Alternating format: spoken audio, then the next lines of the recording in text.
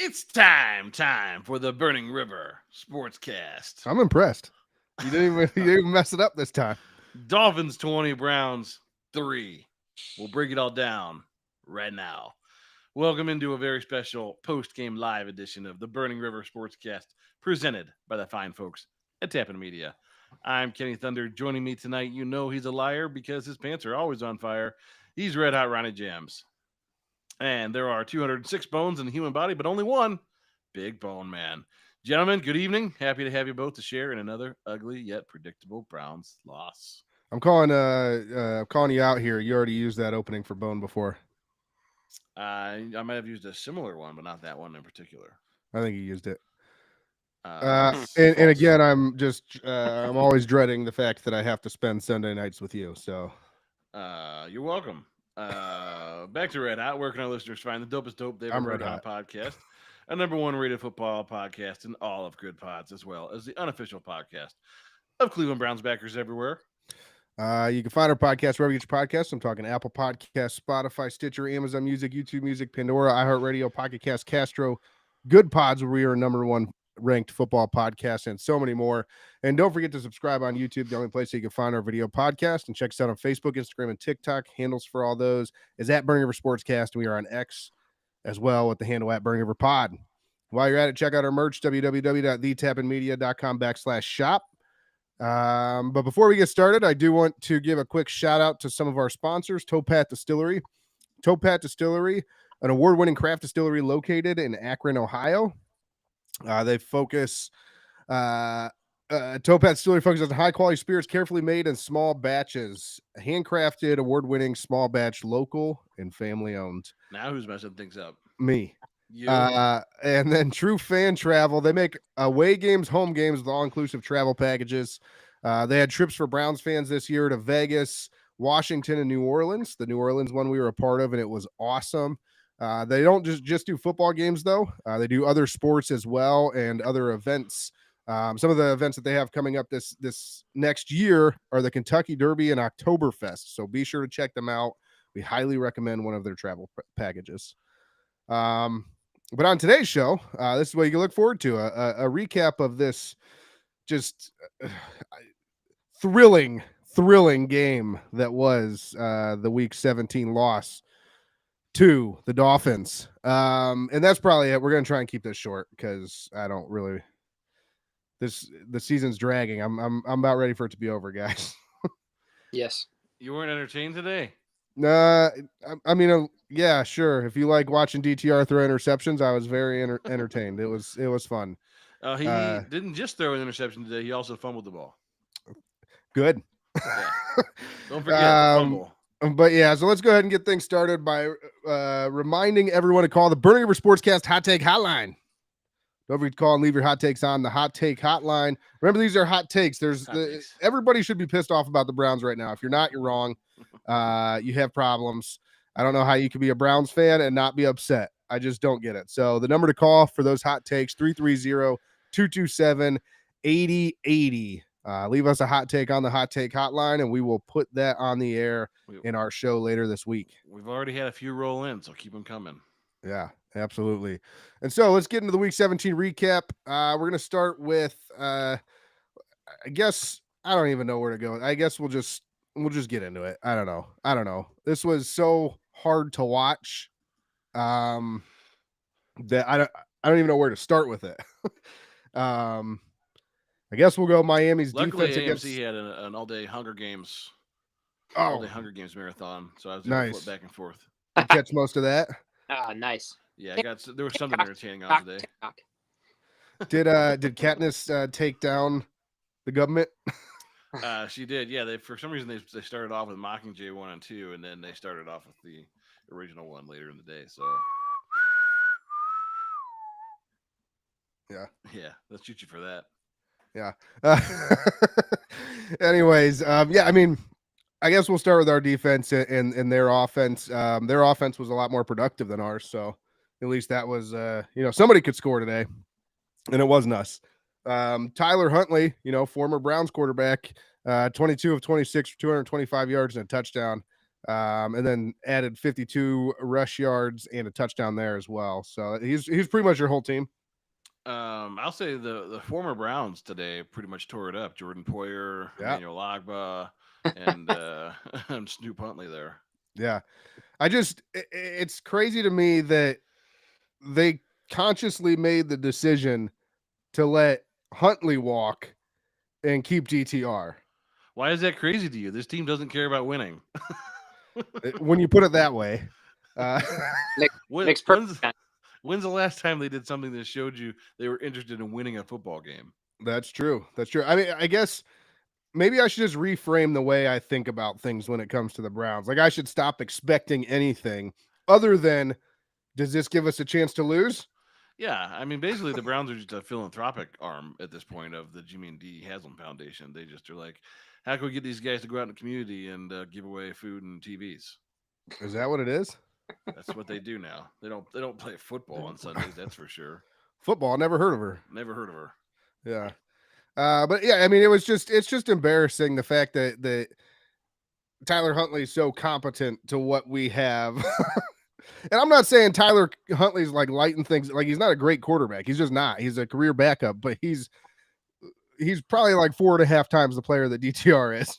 Only threw 4 incompletions today. 4. Yeah, that's pretty good. And didn't turn the ball over. That's what you want out of your backup quarterback. That's it. What? That's all you want. Yeah, so he could have went 2 for his next 21 and he would have had the same completion as DTR. Yeah, that's good. So yeah. And then I texted you guys at halftime and I said DTR had 58 yards at halftime passing. And believe it or not, that's a huge upgrade from last week's, like, what was it, 15 at halftime?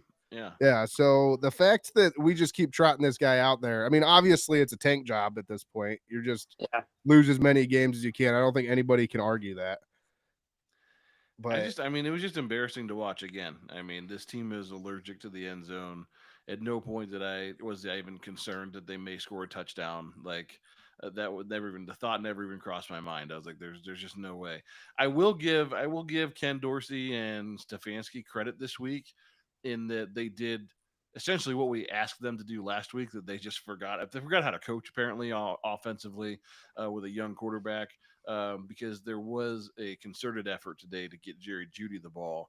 And it wasn't like he had a career game, but he had a nice game. They forced the ball to him in space. They did a lot of those bubble passes and things. And in fact, they did so many of them that they threw a couple of them backwards behind the line of scrimmage and kept almost turning the ball over. So that was good. Yeah, I mean, to that point, Kenny, 18 targets.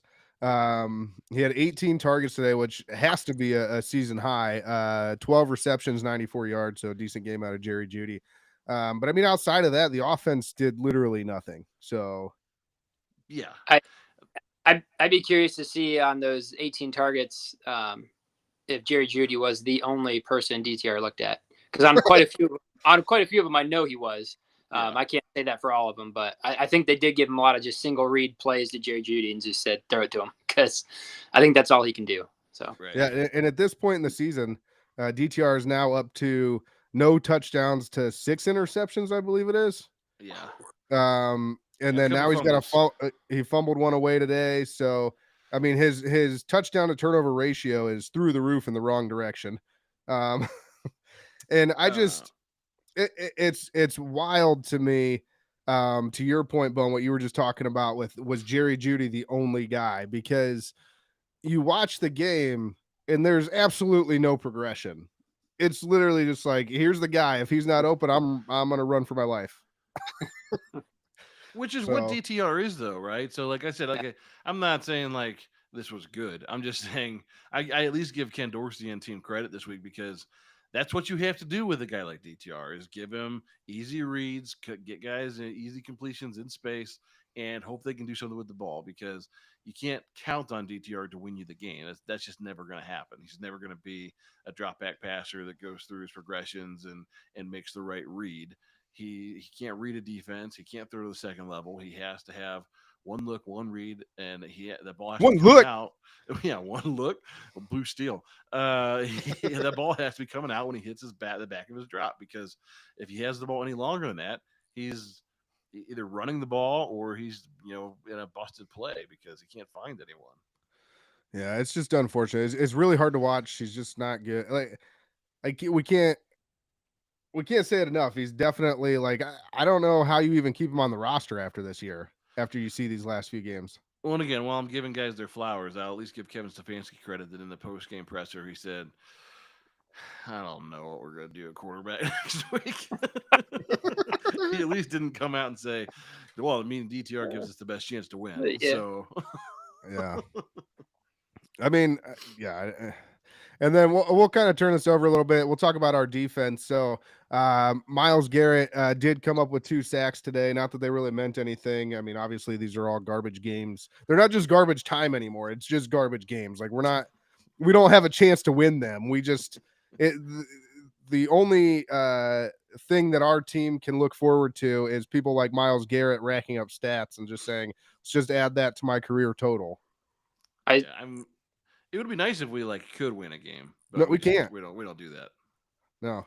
I saw a stat, I don't know, just on whatever online, but it said he has 14 sacks in 4 consecutive years, and he's the first NFL player to ever do that, which is kind of cool. Very impressive. 14, but he's only got 12 right now. Or wait, the 2 today I think made it 14. Yeah, I gotcha. Yeah, that is pretty cool. Then that's a good stat. And that goes right along with just last week we were talking about. He was the youngest player, the only player ever in NFL history under the age of 29 with 100 sacks. So it's all good stuff. And Myles keeps doing his thing. Hopefully he scared the front office enough to make some serious moves and figure out how we're going to actually win some games next year. But at least make it exciting, because this was the most boring football season I could ever think of. Most disappointing, most boring. Just I don't know. Well, yeah, you watch this team again, and today, and I'll give the defense credit. The defense played pretty well again today.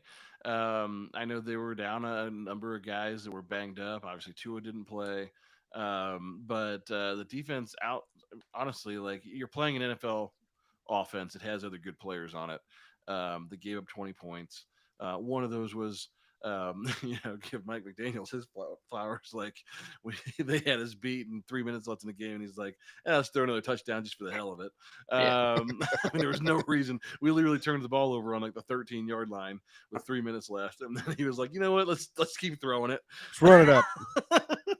But we leave no doubt. That's why you play the game, because you don't, they pay you to stop the other team, and you can't stop them. They score. So, but honestly, the best offense this team could run right now is just to have Bojo just punt the ball as soon as they get it on first down, and just hope your defense can score. Let the defense come up with a turnover. The defense is at least playing well. Hit them deep.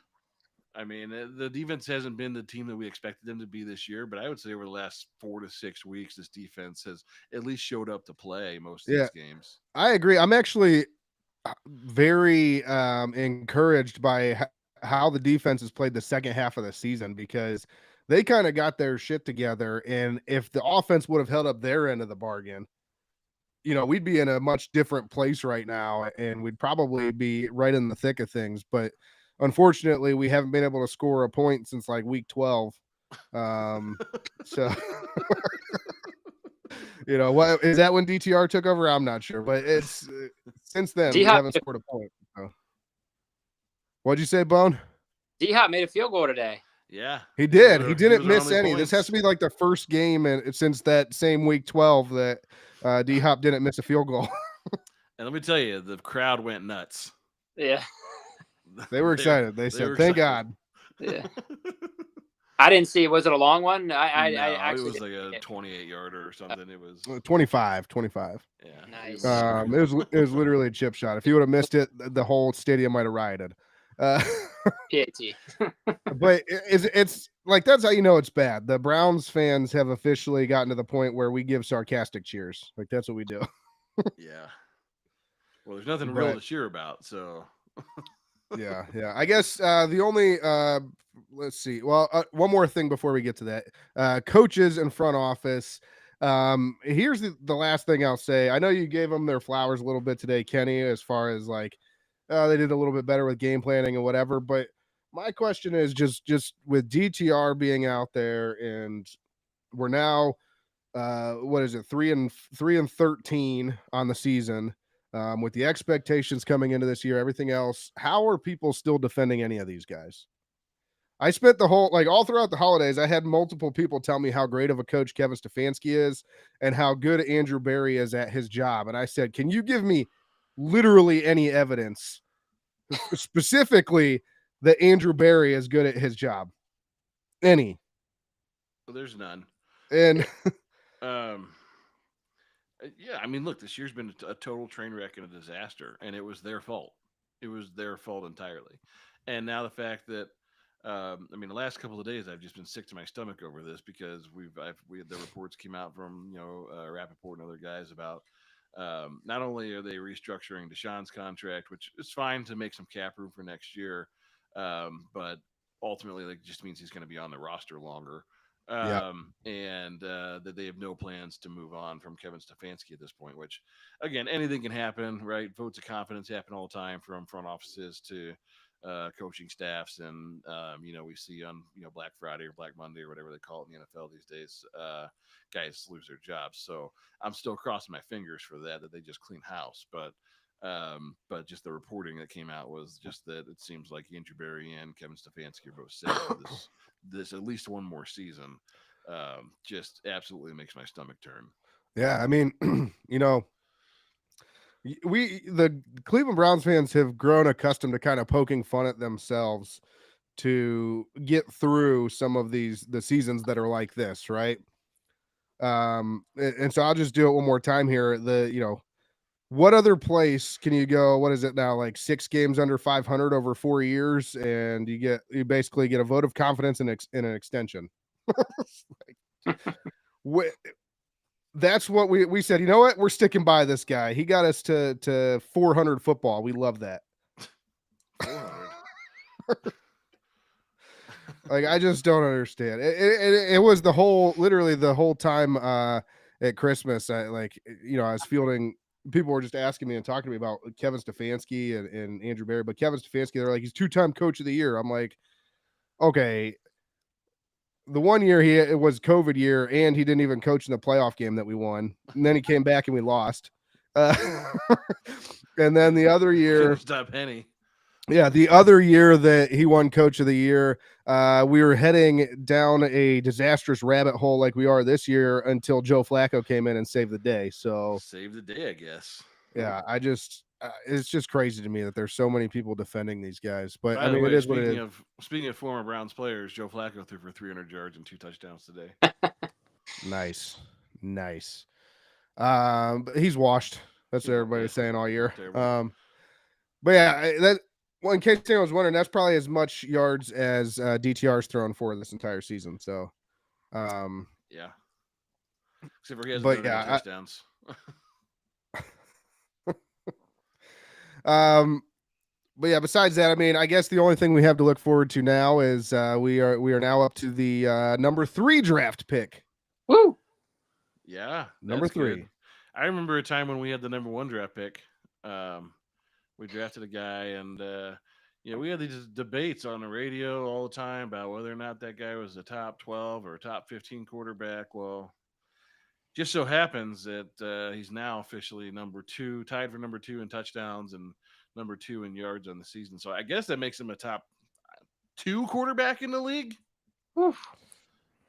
He wasn't good enough to be top 12 here in Cleveland. We were worried about that because he tore his labrum in his throwing shoulder. We were like, that's trash. This guy sucks. Yeah. Get him out of here. And he's no Deshaun Watson, that's for sure.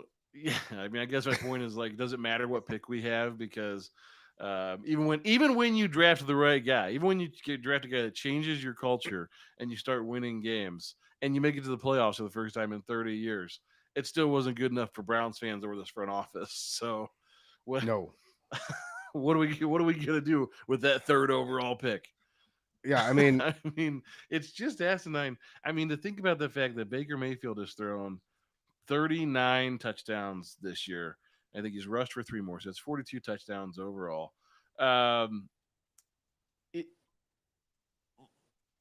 Since 1966, there's been 721 quarterbacks that have played in the NFL, that have debuted in the NFL. 11 of those men have thrown for 40 touchdowns in a season. So I guess he's top 12 all time, if we want to get technical. Yeah. Like I said, he is no Deshaun Watson.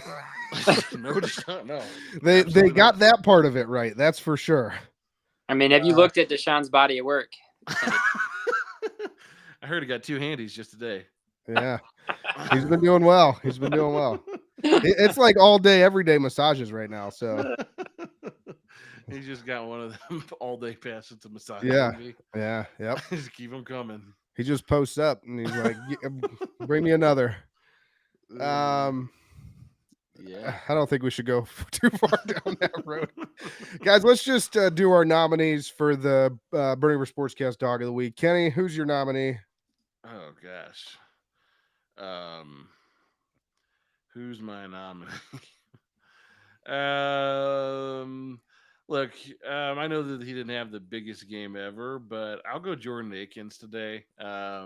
Jordan Akins was, with Njoku out, I think stepped up and was a good safety valve for DTR all day. I mean, not that DTR throws a whole lot of yards or completions, but I think he had 6 catches or so for 50 yards. So, yeah, that's probably like a third of what DTR threw for today. So, yep, 8 targets, 6 good catches, work, 49 yards. Yep. All right, I like that. Bone, who's your nominee here? I'll go Miles. I'll take Miles. 2 sacks. He's up to 14 now in the season. I didn't watch the entire game, but when I did, he was in the backfield all day, just pushing that left tackle around. So Miles. This is what it's come to, guys. Bone doesn't even watch the game anymore. Yeah, their tackles had a rough day. I mean, that's 2 good tackles, Kendall Lamb and Teron Armstead, and they did not have a good time against that Browns defensive line. Bone, it's okay. I took a break in the middle of it to just go out and grill some burgers. So I was like, that's what I was doing. I was making turkey salad. Yeah. Turkey salad? I get it. You know what? I had some turkey and I was like, what can I do with this? And I found a recipe and it was pretty good. So is it just like turkey and mayonnaise, like chicken salad? Mayonnaise, mustard, scallions, celery, dill, and some lemon juice, fresh lemon juice. Bone's always turning just whatever food he's got laying around into some delicious stuff. I was gonna say you need the dill and the scallions and stuff to kind of cover up the turkey flavor. Yeah, it was good. It was better than I thought it would be, and I happened to have all those ingredients, so it worked out. You got a lucky wife over there, you know that. Yeah, my nominee for Dog of the Week is gonna be Jerry Jeudy.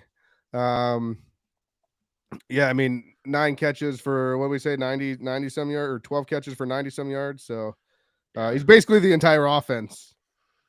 Him and Jordan Akins. Yeah, between those 2, there was no other yards or catches. So I guess with that, Kenny, I don't really want to talk about this game anymore. So what are your final thoughts for Week 17? Yeah, hold that thought. Bone, you go first. What's your final thoughts? Man, we'll see. Next week, we got the Ravens next week, right? Ravens are looking to win the division, so they're going to probably stomp us. And the 2 teams ahead of us in the draft order now are playing teams who have clinched. So maybe they'll both win, and we'll get the number 1 pick. Nice. Did we jump the Giants today because they won, and we have I think so. We're 3. Nice. Yeah, so who is it? It's Tennessee and New England are above us. Yeah. Nice. Who would have thought this? You know, we gave up all these first rounders, and the thought was by the time we get back, we aren't going to need those first rounders. Jackson Dart, baby. We're all praying for a number 1 pick. You got to be kidding me. Kenny, what are your final thoughts? Hold on, before I get there, you guys have any thoughts on Cam Ward stepping out of the bowl game there to preserve his NFL future after setting the touchdowns record? This is what's wrong with college football right now, because like your team they were winning, or like at least in the game when he left, and then they ended up losing by a point. Like, are you kidding me? Are you kidding? To me, like that makes me not want him in the NFL because I'm like, you can't even. I understand where you're coming from, but at the same time, like that's your team that you signed up to be a part of, and you're just shitting on them. We've seen cautionary tales though in recent years of guys that were first round locks that end up tearing a knee up or something in a game that doesn't mean anything. That's fine. I think it's crazy, but I've never been in that position, so I don't know. I mean, the thing is, a guy like Cam Ward, if your first round draft pick is a quarterback, you stand to make, especially if you're good and get a second contract, you stand to make $150 million. Like, do you chance that to play in a meaningless game? Does it matter? I mean, I agree with you, and like I said, I understand it, but at the same time, I think it's such a weak look, but that's just me. Yeah, it is a weak look, but I kind of don't blame him. Mid game, I feel like he just shouldn't have played the game, but that's kind of where I'm at. Like if he would have just said, "Sorry guys, I got the like you knew you're like I'm willing to risk it for the all-time record, but I'm not willing to risk it for my team." Like it was completely a personal thing, not a team thing. It was very selfish. Along those same lines, so Saquon hit 2,000 today. He's 100 yards away essentially from the Dickerson record. If he rushes for 107 yards next week and then comes out of the game, do you think it matters? Yeah, they're locked up, aren't they? Are they locked up? Because he might not even play next week. Saquon literally earlier this year that he was going for some sort of single game record, and he was like, "Nah, I don't. Go ahead and give the ball to the younger guys, get them some carries." So. Yeah, but this is that one of those all-time records. I mean, I get it, and here's the other thing though. It's completely different because it'll be them locked up, and that nothing's going to change for them. Whereas, I mean, I guess nothing changed in a bowl game, but why'd you even suit up in the first place? Yeah, so I guess they technically still could win because they're 13-3 and the Vikings are 14-2. These are long final thoughts. So they technically could still win the first overall. See and get it by. I was just curious. There were some other things going on in the football world this week. Yeah. Especially since Cam Ward, maybe in the discussion of who we might draft. You get it. We talk about anything other than Browns. That's how we get through these last games. Yeah. Is it time for my final thoughts? It's been time for your thoughts. Oh, it's time for mine. My final thought is this. Towards the end of the game, the commentary team, it was strange. It was the first time we had Tiki and those guys all year long. But they did kind of a nice tribute to Jim Donovan.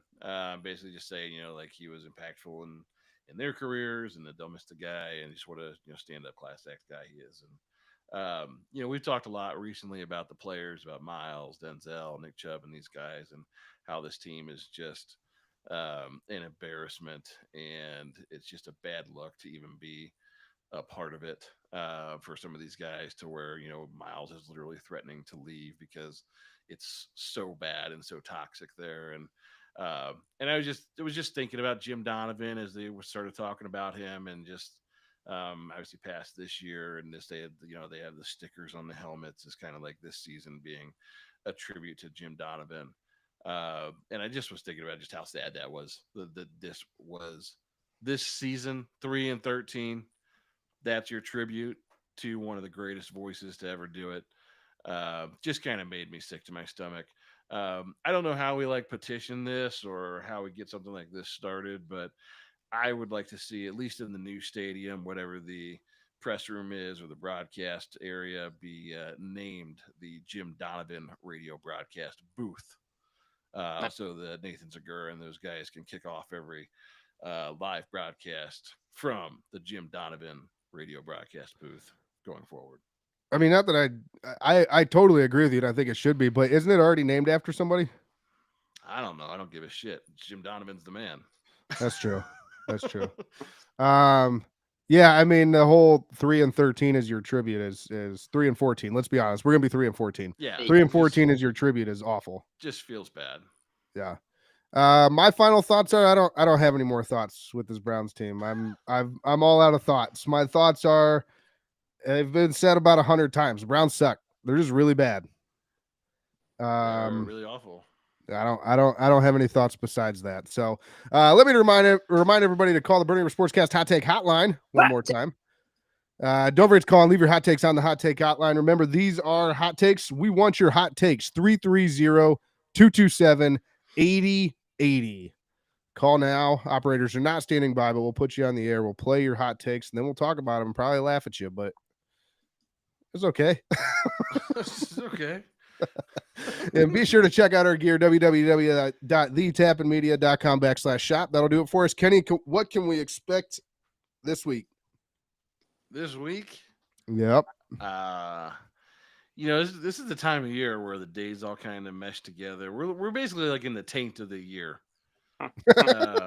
Like between Christmas and New Year's. Yeah. So anyway, we'll record our normal show that'll be out on Thursday, whatever day that happens to be. I think that might even be next year, honestly, at this point. It is. It will be. Yeah, it'll be the so second, I believe. On Thursday, we will lament the Browns some more and preview the Week 18 game against the Ravens, which, again, as Bone has astutely pointed out already, we will for sure lose. And we'll have another Browns backers interview. Our good friends in Annapolis, the Annapolis area Browns backers. Yep, and check us out on social media. Tappan Media is on Facebook, Twitter, and Instagram at The Tappan Media. I'm Burning River Sportscast. That is this podcast. Is on Facebook, Instagram, TikTok, and YouTube at Burning River Sportscast, and on X at Burning River Pod. You can find our podcast wherever you get your podcasts. I'm talking Apple Podcasts, Spotify, YouTube Music, Amazon Music, Stitcher, Pandora, iHeartRadio, Pocket Cast, Castro, Good Pods, where we are number one ranked football podcast, and so many more. Guys, is it done yet? Are we done yet? We got one more. We can do it. One more live. One more. We can do it. Then we need to look forward to the draft. Great. Back to the draft talk. Yeah. For what? I feel like I'm in an old familiar place. Like life is finally right again. I'm excited for the draft. It's our Super Bowl. The Browns is just the worst there ever has been. Yeah. Yeah. This is our reality. Ever. All right, Bone. Yeah, I'm going to sleep. See you guys later. See you tomorrow. Good night. Bon appetit. Don't just be a part of the problem, be the whole damn problem. And only you can prevent river fires. Burning River Sportscast. Burning River Sportscast. Call the Hot Take Hotline. Call it. Man. Calls are coming in. Good night, Cleveland. Good night, Cleveland. Good night, Akron.